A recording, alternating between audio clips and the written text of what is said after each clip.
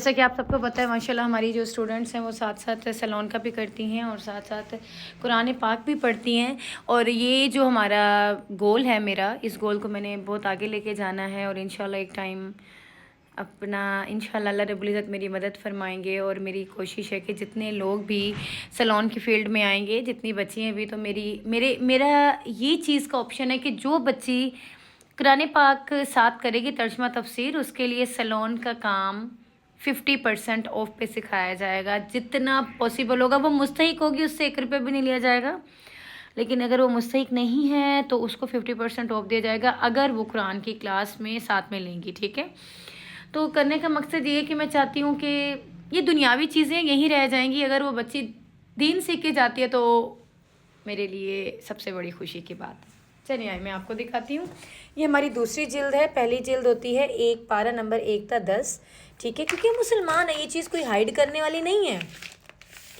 ہم مسلمان ہیں اور یہ بیسک ہے، اس کی ضرورت ہے، ہم سب کو ضرورت ہے. اس میں میں بڑی اس چیز پہ بڑی مطمئن ہوں الحمدللہ. دیکھیں یہ ہمارا 11واں پارہ، یا تزیرون الیکم اذا رجعتم. ابھی یہ سٹارٹ ہوگا اور اس کو ماشاءاللہ بچیں لکھیں گی. اس پہ تفسیر لکھنی ہوتی ہے، جو استاذہ بولتی ہیں تو اس کو لکھتے ہیں اور الحمدللہ اس کو بچے اپنے ہاتھوں سے تیار کرتی ہیں. ٹھیک ہے، عملی پوائنٹ بھی نوٹ کیے جاتے ہیں تاکہ قرآن کو بڑے غور و فکر سے پڑھیں. اور اس کے ساتھ ساتھ میں آپ کو دکھاتی ہوں، یہ اس طرح کی بیاض القرآن کی جلدیں ہوتی ہیں اور ساتھ میں یہ وائٹ پاراز بھی ہوتے ہیں. ٹھیک ہے، یہ دیکھیں یہ لفظی ترجمہ اس طرح سے کہ جو بچی بہت مصروف ہوتی ہیں، مصروف سے مراد ان کے چھوٹے چھوٹے بچے ہیں، وہ قرآن نہیں اٹھا سکتی، تو وہ اس طرح سے جو ہے وہ اٹھاتی ہیں. یہ یہاں دیکھیں، یہاں پہ ترجمہ لکھا ہوا ہے اور ادھر وہ تفسیر لکھتی ہیں.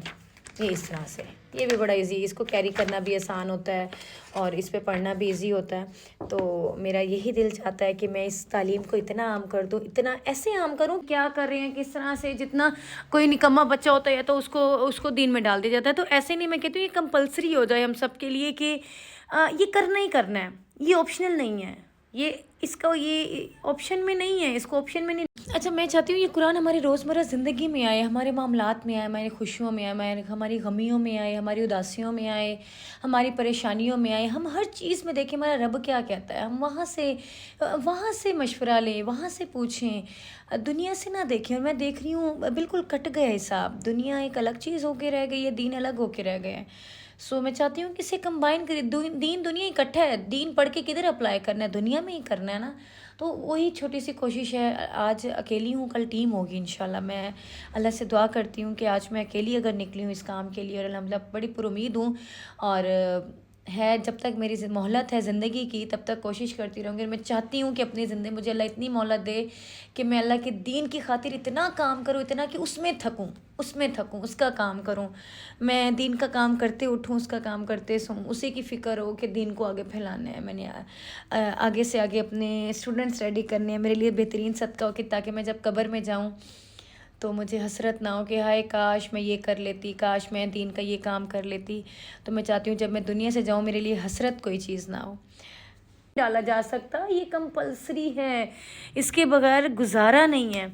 سو میں تو یہی چاہتی ہوں کہ ہر کوئی اس کے بارے میں جو ہے وہ غور کرے، دیکھے، سمجھے، سوچے کہ یہ ضروری چیز ہے.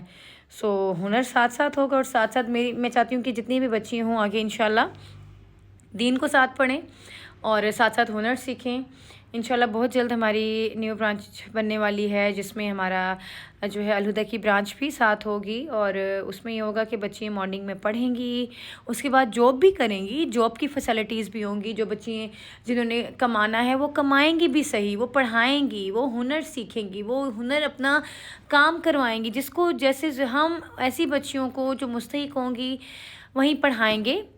ٹھیک ہے، ہنر دیں گے اور پھر خود ہی جاب دیں گے. تو میں چاہتی ہوں کہ لڑکی خود اپنے بیہاف پہ کچھ کریں، ایسے ہی نہ رہیں ویلی، کچھ نہ کچھ کریں. ٹھیک ہے.